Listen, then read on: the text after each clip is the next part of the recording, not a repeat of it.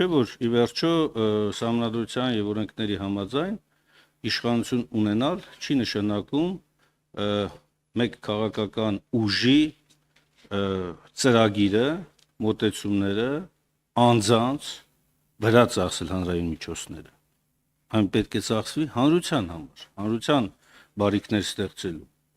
որտեղ կան նաև տարբեր կարծիքներ, տարբեր մոտեցումներ, այսինքն հավասար վերաբերմունք բոլոր ուղղություններով։ Սա որպես նաև չափանիշ։ Ինչպես դուք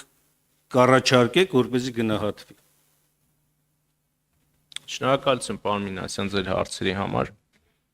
Առաջի հարցի հետ կապված միանշանակ դատապարտում եմ եւ հրապարակումը եւ տարածումը։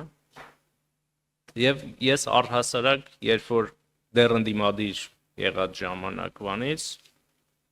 դա վերաբերեր ընդդիմությանը, իշխանությանը, ես հրաժարվել եմ երբևէ այսպիսի մեթոդներով հրապարակված, արված հրապարակումները մեկնաբանել, որովհետև երբ որ դու սկսում ես այսպիսի երևույթները մեկնաբանել,